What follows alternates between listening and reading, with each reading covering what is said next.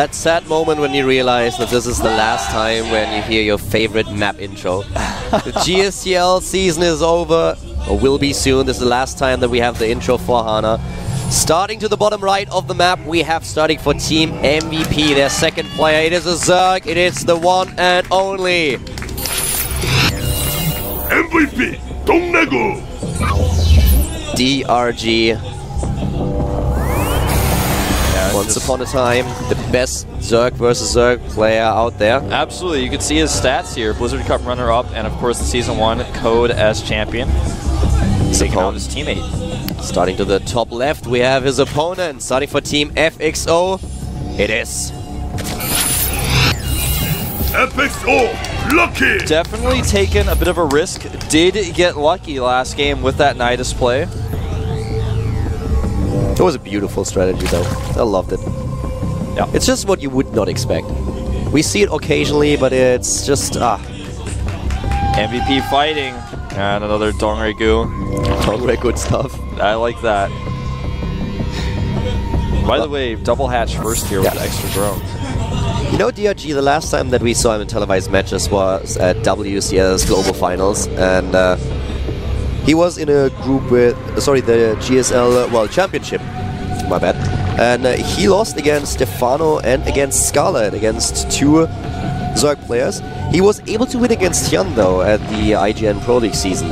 So right now, with the results a little bit more even than 6-7 months ago, when he was dominating the matchup. But both of them at this point with exactly the same time. It's a little bit scary to watch the production tab. This is a fun ZVZ. Like when both players go for the same build orders, you don't have to worry about early aggression. You don't have to worry about what happens. But it all comes down to who takes the bigger risks and how they capitalize. And the crowd just went crazy for some reason, unknown to me. But maybe you saw that cool Sweden thing on the tablet earlier. The Korean commentators initiated something. Well. Had nothing to do with the game. I was also weirded out for a second. I was like, wait, what? I'm like, he didn't cancel his hatchery. Oh no, it's crazy. He's pulling his drones. Oh man. This Team League match is off to a great start, I feel. With 1-1 on the scoreboard. We've got a cool pick here. We've got an Overlord Stalker. Wow. No stalking allowed on Ohana. This is a family map, okay? We don't allow stalkers here. Baiting nest a little bit faster for Lucky, but the same, yeah, there it is, on the production tab for DRG. So right now, with both of them just focusing a bit on their economy, we might see a Zergling heavy attack in the mid game. Hyun, of course, really loves that. But on the other hand, we've seen so many players just trying to only play defensive with the Banelings, have them on the top of the ramp, just in case there's a huge Zergling attack, and then go straight into the second level of the ZVZ matchup. That blue Overlord just wants to be left alone. He wants personal space. This one got a rude reception as well. Listen, he's going for the zigzags and everything, trying to dodge the other one, shake him off. DRG is really, you know, he knows how to pick which Overlords he likes for sure. The Baneling Nest finishing up for both players, and we have an aggressive Baneling here. And that Overlord Stalker is just out of vision, so he doesn't know just yet. Second gas going down, of course, for Lucky. DRG now also with the first Spine Crawler. That's something that Lucky skipped entirely. And Lucky is the player who gets the next gas out a little bit faster here. Tries to move in, but yeah, he's only gonna scout. We'll see what's happening. Trying to sneak those Banelings in. One of them gets sniped too fast. Oh wow, not a good trade there at all. He gets some larva, but that's it. And that's, I mean, that's helpful, but you want a lot more. That Spine Crawler finishing just in time. That didn't really do a lot for him. He gets the faster lair tech though, a lot faster. Well, actually not a lot. A few seconds faster. Yeah. He's got his gas up a little bit earlier. That's why he was able to not only get the faster lair and make those Banelings. So you can see that none of those players is currently trying to press the issue and go for a very heavy attack. Both of them just trying to get a few Banelings in there, trying to get some scouting information and see what's happening. But both are already opting for the mid game, and then we'll see if we actually have Spire attack coming up, or if we just see both of them going into the Infestors and Roches. We had an interesting cancel there, by the way. That was an okay baneling hit. He gets into the main. That Spine Coil was canceled. That could have actually helped a little bit against this. Looks like he will get about maybe 3 drones here. Oh, only gets 1, in fact. And he will probably get another one on his way out. Picks off that weakened drone from before. Where's that second queen? He moved it down to the ramp, if I saw that correctly, but where is it? It's still at the bottom. He's missing a lot of injects in the main base. Yeah, that's going to become a big problem, and he's actually playing Ring Around the Rosie with that Ling. There you go. That was not a fair fight. 20 against 1. Yeah. Both players going Spire. The first one was already injured. He's limping and everything. 20 are just completely ganging up on him. Yeah, that was not fair. That's just not fair at all. Spire attack for both of them, and with the Spire attack it's really important that you shut down your opponent's third. Both will try to expand, and then it comes down to the circling run-bys, to the focus. Oh, was that creep tumor worth it? That's what we were about to find out. Oh my god. That was pretty nasty. close.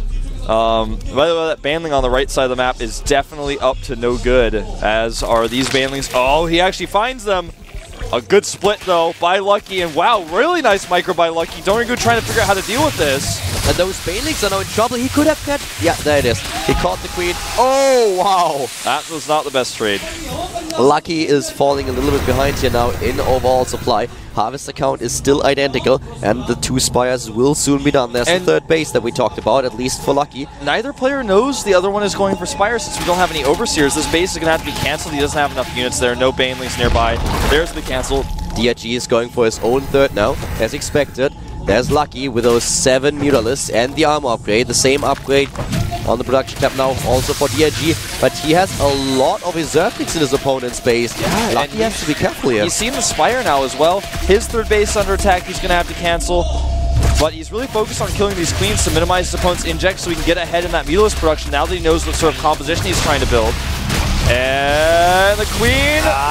Oh! Wow, 3 hit points. The queen just barely survived. But the second wave, he should be able to target it. Yeah, gets it down. No chance for the queen, and not the this second time. queen at the natural diet as well. There are too many Zerglings, and the problem is that Lucky didn't even try to rebuild his third. And now, I mean, he's so low on production at this point because of the missed injects he's going to have. He really needs to take some big risks here. He needs that third base. Lucky just never could use Mutalisks to this point because he always had to defend with them. He had to stay behind and attack those Zerglings that came in. That was the only choice that he had. And now Lucky also with the third base, but DRG once again spots it early, and DRG will have his own expansion a lot faster than Lucky, therefore he will have more gas, and this is not working well for the FXO player. Yeah, not at all. Wow, you are really on the same page there. He's trying to go in for another queen assassination. This time she was a little bit more protected, Her Royal Highness that is. More Overlord hunting here, and at this stage both players have killed enough Overlords to where it doesn't really matter, it's kind of evened out. But look at this, Dorigo knowing exactly what to do with that third base mine, only the gas to get the better Mutalisk count, because switching to Infestors at this point is actually a death wish. The thing is that Lucky will fall behind in the Mutalisk count. The upgrades are going to be the same, but with the extra gas that he has because of his third base that Lucky never pressured, he will have more Mutalisks. The count is even now, but MVP DRG is just getting more. There we have the first battle. Oh, wow. Let's see who's going to chicken out first. Looks like this is actually so close, and I think that one unit at the front really distracted the forces of Lucky, and now he's actually going to win this fight, but he's going to lose his third as a result. Oh, these Lings are doing microed. If he loses his third, that's going to be the worst case scenario, because at this point, more and more Mutalisks are being built by his opponent. DRG is getting more and more of them, and now this third base is under so much pressure. He can't get back in moment time. He's going to try, but there are Lings going to the natural as well right now. They actually go straight from the main, and we're going to have another queen assassination. This is too much multitasking for Lucky. DRG is showing his skills here. He's doing a great job. The queen is going to die here. It definitely will. Yeah, there. Barely there at the end, and now suddenly we have still an even Mutalisk count, but we have more Harvesters for MVP DRG. He's currently saturating 3 bases. There was a bit of an attack at the bottom though that took out the, at least the gas drones. He lost his gas drones for sure, but he can just easily replace those since he's got the drone surplus. In fact, he's already settled down, he's already fixed it. You could see at the income tab a second ago, right before it was switched off, that the gas was going higher for DRG again. And now Luki's going to the main. There's not even a queen to be found here, though, for him to kill. And I really have to say, just making 1 or 2 banelings to back home to defend would have helped against this so much. Lucky is just out macroed at this point. DRG is everywhere. He's defending his own bases. He's attacking the third base of Lucky. He sends links into the natural and the main base. He has forces everywhere. And now double the worker count at exactly. 60 to 29. He was already ahead in the Harvest account earlier on, but right now he killed so many of them that it's going to be unlikely that Lucky is able to catch up here. He has 20 to 23 Mutalisks now, and the DRG is not stopping producing them.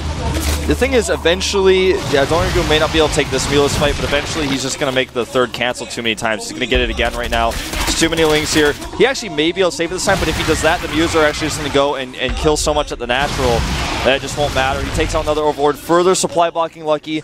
Lucky just cannot come back here.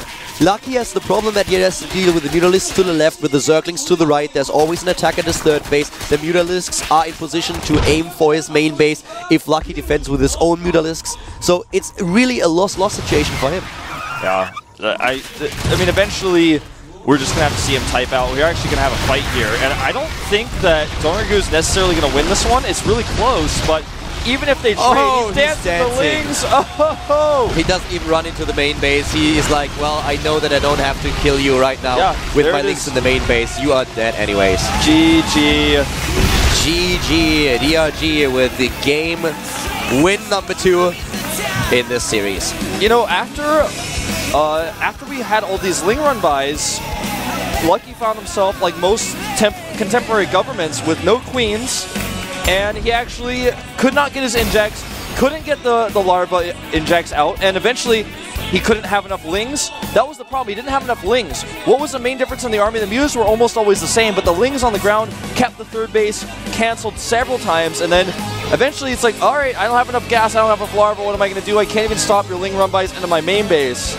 Spire versus Spire ZVZ is all about the gas, about the third base, and if you can't stop those ling run buys. And this is what we just witnessed in the last game. DRG always with the run buys to the third, taking them down. Lucky trying to save it, but then things completely out of his control. He only had this one army. He tried to bounce between the third, trying to save it and also protect his main base, but it's just not possible. As you said, if he gets a few banelings and keeps them on top of the ramp, then he can take down most of the links that try to run in. But at this point, this is really so difficult to pull off. You got to spend the gas far on the behind. banelings, try to position them properly. You miss them, then your banelings wasted. Now, the question is, moving on here, can they bring out the nine-tailed fox? Can they make Gumiho come out here? That's the situation that we kind of wondered about earlier. If you suddenly have DRG sitting there and you look at this, like, okay, it's not the best player in the MVP lineup these days, but it's still a very, very strong, a tough opponent, one of the big names. Who do you use? Who do you actually use to take him down? I think it has to be Gumiho, it feels like to me. Because if you put somebody out lesser, then you can't necessarily use Gumiho the way you want to. You may have to use Gumiho against him anyways. And they're like, well, I guess I just wasted 2 players trying to kill DRG when I needed Gumiho in the first place. But if Gumiho loses, then you're like, well, this was the improper choice. This was a gamble I should not have taken. You know, I would maybe even say we could see someone like ASD, but the problem is that ASD played against Protoss most of the time recently. So in most of the leagues that he played, he had to face a Protoss player. It might be him against the Zerg, but I actually agree with you. I think that Gumiho would be the best choice here. I mean, if you look at everything logically, I think it's just got to be Gumiho. But who are they going to pick? Tier is another option. Gumiho does not sit at the edge. And yeah, his Tier, you know, I hadn't even really considered Tier until I saw him on that bench just now when I saw his face. I was like, you know, the wildcard Protoss here. Entombed? Yeah. I mean, it has to be Entombed, right? I think so. Ohana is gone. You're up against the Zerg player, so what do you pick? We have Cloud Kingdom left, Entombed Valley, Abyssal City, Muspelheim, Grand Lagoon, and Welwyn. But well, before we are going to reveal what's going to be the 4th map today at the GSTL Finals, we're heading into another short break, and in about 5 minutes we will be back with the next game here at the GSTL Finals between FXO and MVP.